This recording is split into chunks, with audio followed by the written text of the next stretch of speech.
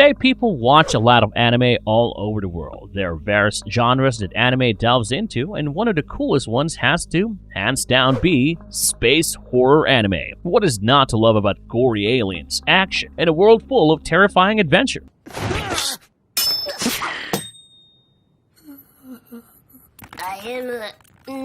The stories that are told under this genre will definitely send a chill down your spine, and the visuals will both stun you and horrify you at the same time. Are you in for some space horror? This video brings you the top 10 space horror anime of all time, with a sneak peek into their plot and fan reviews, so that you can see if they are truly worth your time. Do you dare to scare? Keep watching! Before we go into our explanation, we have a very small request. If you like our content, please support us by subscribing to our channel. This is a small click for you, but for us, it means a lot. Thank you, and let's begin.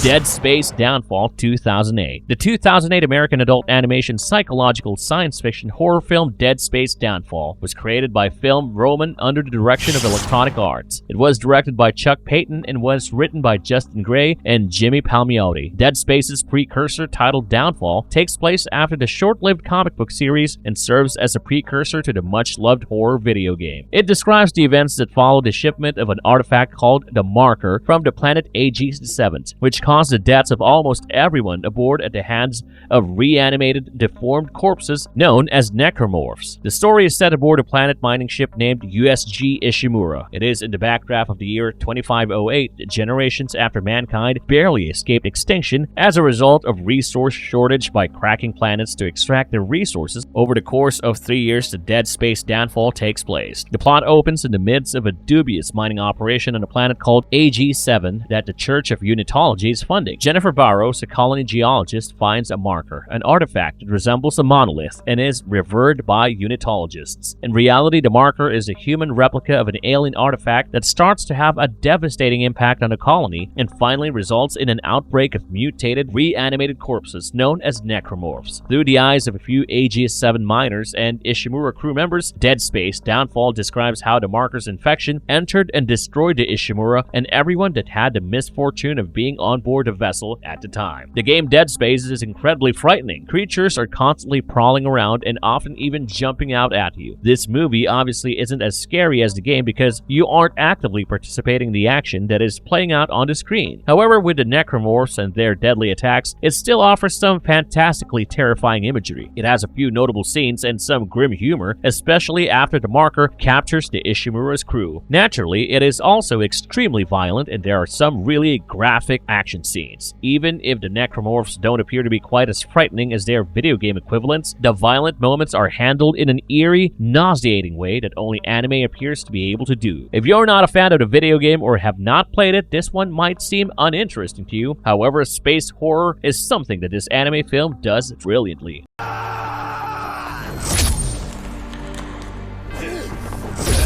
Gantz 2016. Based on the manga series Gantz, which was written and drawn by Hiroya Oku, Gantz is a 2016 Japanese CGI animated action science fiction film directed by Yasushi Kawamura, produced by Digital Frontier, scripted by Tsutomu Kuroiwa, and chief directed by Keiichi Sato. The theme of this movie heavily surrounds survival horror and space horror, with the protagonists all running around in black suits and futuristic weapons and gadgets in an effort to take down unearthly kaijus. There is also some sort of a supernatural element in this animated film, since the entire premise rests upon the idea that some people who die in the real world are reincarnated within a game that has all too real consequences. The plot of the film centers on Masaru Kato, a regular 17-year-old boy who is brutally killed in a subway platform by a knife-wielding madman on his way back from work for his brother's birthday. However, instead of passing away, he awakens to discover himself in an odd, empty chamber with a few other unknown individuals in a big round computer named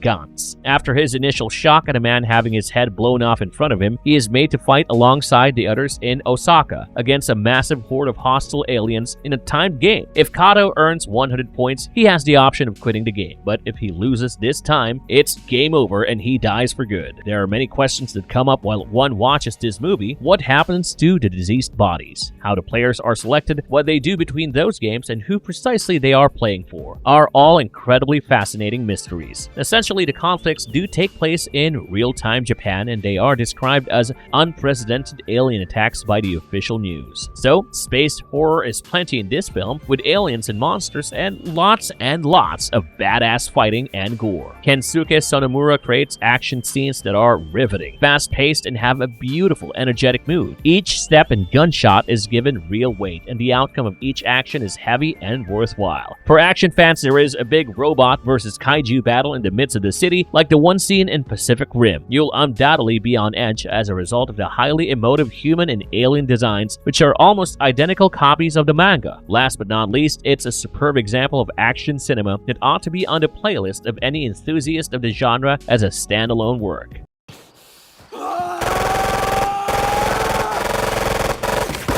Genocidal Organ 2017. The violent action Genocidal Organ is based on the cult classic work by late Japanese science fiction writer Satoshi Ito, who wrote under the pen name Project Ito and unfortunately passed away from cancer at the age of 34 in 2009. When it was released, this movie was eagerly awaited by fans of his work and was largely well received. The plot takes place in a dystopian future where a terrorist nuclear attack has destroyed Sarajevo, and the horror that followed the events has forced rich countries to transform into high-security fortresses where inhabitants were given up their civil liberties in favor of state protection and surveillance. Meanwhile, murderous civil wars have sprung out in poorer nations, which appear to have been orchestrated by a shadowy American named John Paul. To pursue him, the Americans dispatch a special forces squad led by Agent Clavis Shepard, who, like the rest of his squad, has undergone emotional optimization training to become completely fearless. Clavis Shepard is thus tasked with tracking John Paul through the ruins of civilizations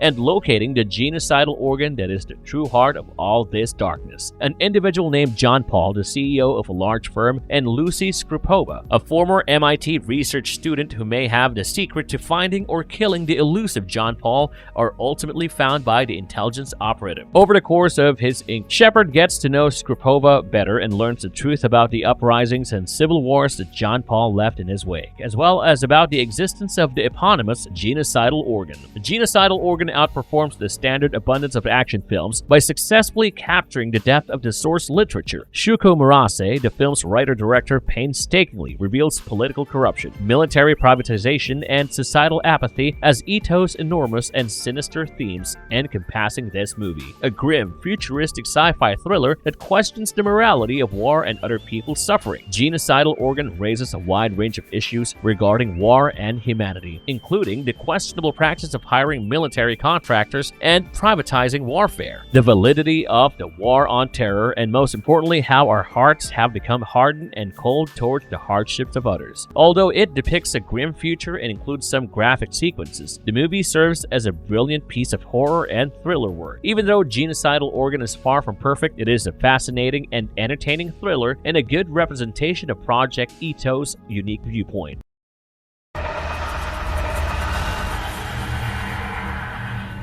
Kagewani 2015. Kagewani is another space monster horror anime series that was released in the year 2015. The protagonist of the Japanese anime television series Kagewani is a scientist named Susuke Banba who frequently comes into contact with UMAs or unidentified mysterious animals as part of his journey to unravel occult happenings all around him. As a part of the Ultra Super Anime Time programming block, the short series debuted on Tokyo MX and BS11 on October 2, 2015. Monsters, and more monsters is what this show has to offer, and we are definitely not complaining. When a real monster attacks his crew, a video blogger who was trying to create fake cryptid encounters to increase his video views ends up with more than he had asked for. In another attack, students in another area find themselves being preyed upon by a creature that resembles a sandworm, starting a desperate battle for survival on the school grounds. As more of these attacks by cryptic creatures take place, researcher Sasuke Banba sets out to solve the mystery. He searches the locations of recent attacks using only the keyword Kagewani as a guide with the aim of discovering information that may help him finally put an end to the chaos caused by these unearthly beasts. However, when the pharmaceutical corporation Sarugaku begins to interfere with his inquiry, Sosuke discovers that these risks to mankind are even closer to home than he initially thought they were. Although it may not be the most enthralling space horror show available, it fulfills its job in popular culture well by providing chills and thrills, a few goosebumps, a amazing monster designs, and something to pique the viewer's interest. Kagewani is a show that largely adheres to the scary monster of the week spiel. For instance, the sound design creates a spooky mood with eerie background music and ambient sounds. This is also an exciting watch overall because of the gloomy tone created by the intentional choice of pale colors. This anime is definitely for you if you enjoy seeing diverse monster designs. For aficionados of kaiju, this one is truly fantastic and a must-see.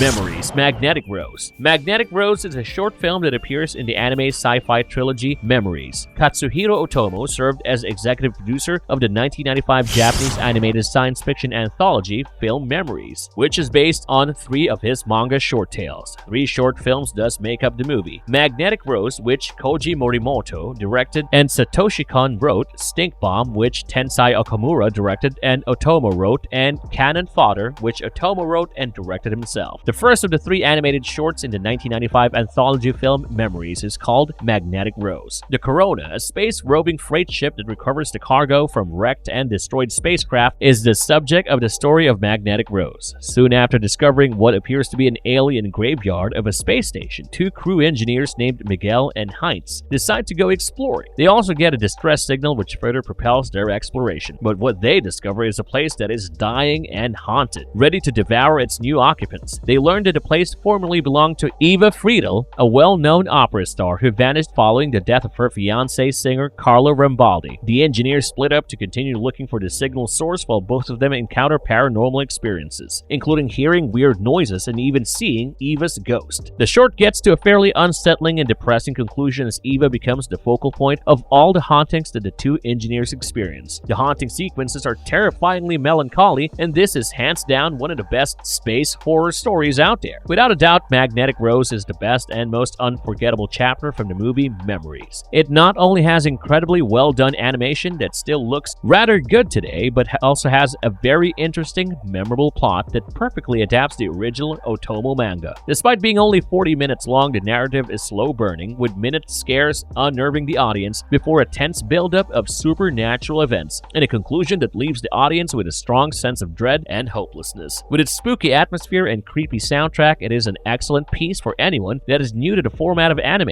With a strong story and gorgeous animation, this is a must-watch for anyone who enjoys sci-fi or horror or both.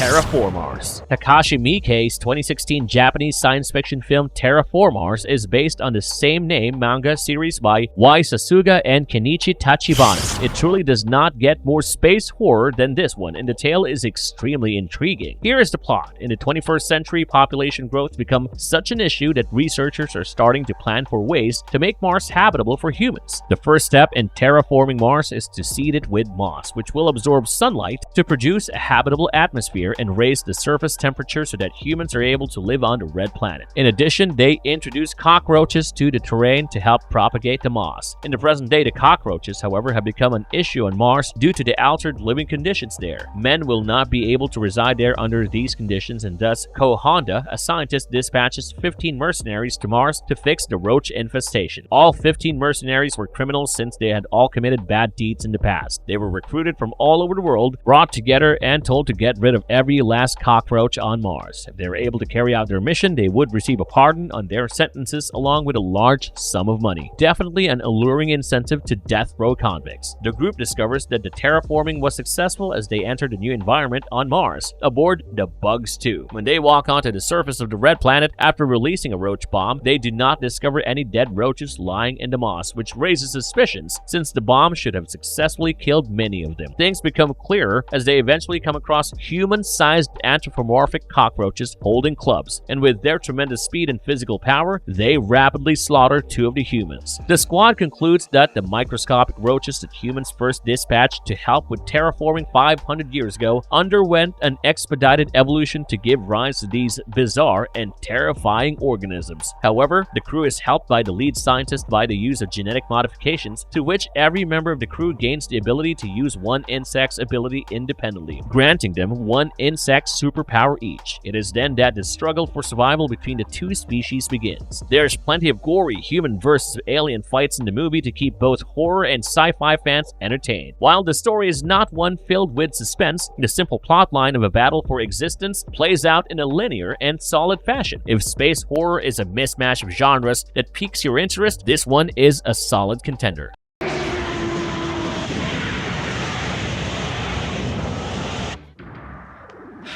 Lily C.A.T. The 1987 science fiction horror anime film Lily C.A.T. was written and directed by Hisayuki Toriyomi and has character and creature designs by Yosumi Umetsu and Yoshitaka Amano, respectively. Interestingly, The Thing by John Carpenter and Alien by Ridley Scott both served as major influences for the movie. The film takes us straight to the 23rd century, a time when companies are now scouting outlying planets for mining rights. The Sincam Corporation is looking into a brand new planet, and they have contracted the deep space cruiser Saldes to send out investigators to look into it. The crew is made up of Captain Mike Hamilton, his lieutenants Dular, Walt, and Caroline, mechanics Guy and Watts, and Jiro Takagi of the Japanese division. The employees are Dick Barry of the Australian branch, the president's daughter Nancy, Farah Van Dorothy, Morgan W. Scott, Jimmy, and Dr. Harry's Mead. Nancy has also brought her cat Lily with her. The people aboard the ship go into stasis for their 20-year-long journey to reach this new planet. However, the state of stasis preserves their body, making it such that the people only age 1 year when they wake up of their 20-year-long journey through space. But as soon as they come out of stasis, terrible things start to happen one after another. The crew first discovers the two of them are not who they say they are, which causes chaos since everyone grows suspicious of each other. The crew members then start to pass away abruptly one by one as a result of a mysterious bacterial infection. The ship itself then starts to seemingly turn against them, and just when they thought things couldn't get much worse, they discover a new, terrible catastrophe. What was intended to be a straightforward exploration trip turns into a battle for survival in the darkest reaches of space. The crew are all by themselves with their screams too far away to be heard by anyone 20 long years from home. What do you get if you merge anime, Pet Sematary, The Thing, and Aliens? You get this movie. For many of its themes, it undoubtedly borrows from a number of other works. However, in spite of its unoriginal idea, the film is still entertaining as a contribution to the sci-fi horror subgenre, and it establishes a solid foundation through the people and the plot. The scared crew were fighting for their survival, which made for some very terrifying moments, and it absolutely nailed the sci-fi horror vibe. There is undoubtedly a lot of suspense as well. Lily C.A.T. is a sci-fi horror anime that captures the essence of the genre, yet it keeps you completely engaged from start to finish.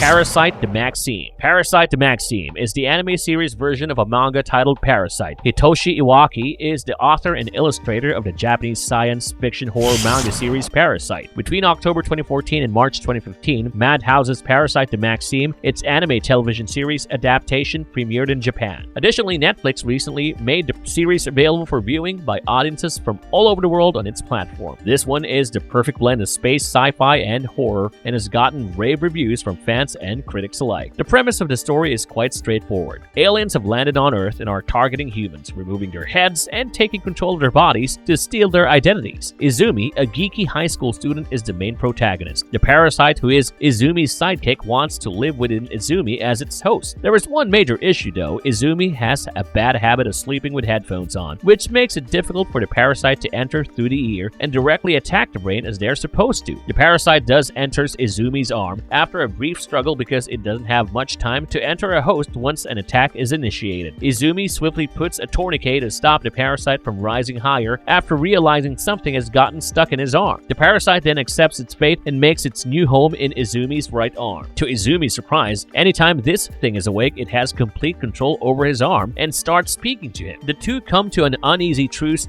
as they figure out that these organisms are everywhere, and Izumi's parasite Migi, which means right in Japanese, named after his right hand, that the parasite has taken over, is able to find them via some sort of telepathic connection. Migi, however, is a failure of a parasite since he was not able to seize the head, and thus other parasites want a creature like him dead. The situation becomes even more serious when certain high-ranking government officials are discovered to be parasites, and Izumi's mother is killed by a parasite. The Maxim is a wonderful television show that plunges right into the plot and doesn't let up until it's all over. The gore is ever present as we see parasites completely contort and turn to human bodies they inhabit, practically practically inside out. There is a lot of murder and killing as the parasites turn the humans they inhabit into cannibalistic creatures. If you're a fan of gore, this show is definitely the one for you.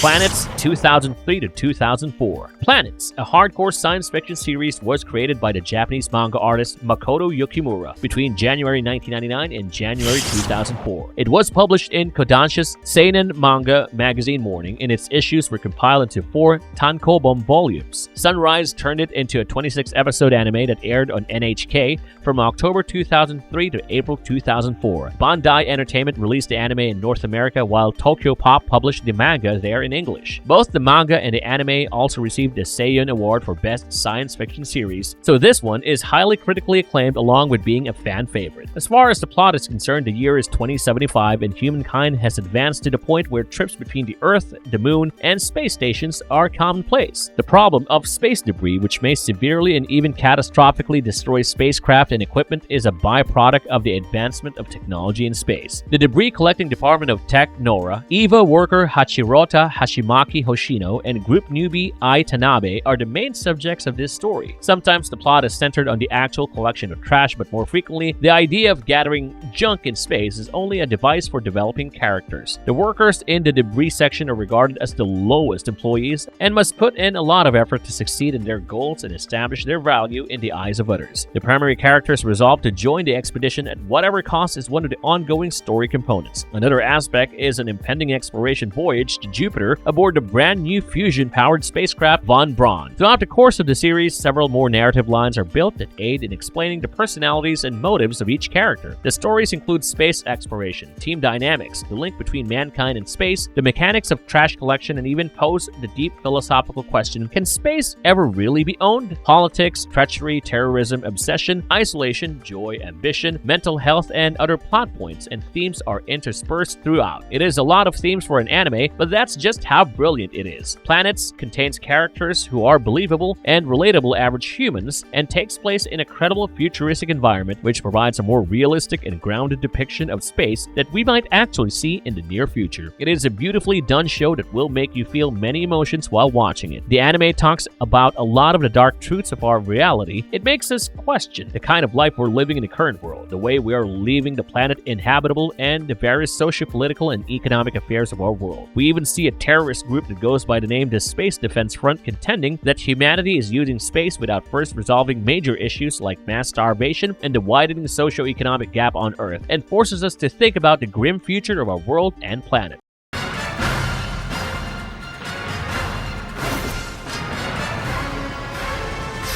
Blue Gender 1999 to 2000. Last on the list is the anime Blue Gender, which was created by Ryosuke Takahashi, the creator of Armored Trooper Votoms and Gasaraki. The show ran for 26 episodes from 1999 to 2000, one of Funimation's earliest non-Dragon Ball licenses. Blue Gender was animated by the Japanese studio AIC and then released in the US. Although it was initially intended for a Toonami broadcast, Blue Gender was released on American television in 2003 as part of Cartoon Network's Adult Swim block. However, many of its scenes contained graphic violence, nudity, and sex scenes were cut out because it was too much even for Adult Swim. But then it was later broadcast unedited on the Funimation channel. There was a compilation film released in 2002 as a continuation of the series titled Blue Gender the Warrior, which had a different ending. In the UK, Blue Gender was also shown on the Sci-Fi channel from 2002 to 2003. The show is set in the year 2030 when the world has gone to the dogs, or, well, in this case, to blue insectoid aliens. Humanity has been slaughtered and harvested for sustenance by these blue alien insectoid beings who have now taken over the planet. A majority of the remaining human population lives on a huge space station that is orbiting the globe, which they call Second Earth. The plot revolves around the connection between Yuji, a human with a serious disease called the B cells, and Marlene, a soldier from Second Earth, as they cooperate to return to Second Earth and then take part in military operations against the blue aliens. What is their operation? To destroy the breeding points of the blues and take back their planet. We see a lot of development in Yuji's character, and we can feel his dread, as he is someone who was placed in cryostasis in the hopes of one day discovering a solution for his sickness, only to wake up in a nightmare-filled environment. Alongside him is Marlene, his co-fighter, who must muster up the will to rediscover what it is to be a living, breathing human. The entire series is thrilling, action-packed, and ultimately excellent. It should be reminded that it contains some violence, frequently explores troubling subjects, and delivers a somber and depressing tale that will make you question life a lot. However, something poignant, fascinating, and deserving of admiration exists inside this sad framework. It looks at the more sinister facets of mankind and its place in the world, and makes for a wonderful horror anime. Space horror anime is a unique genre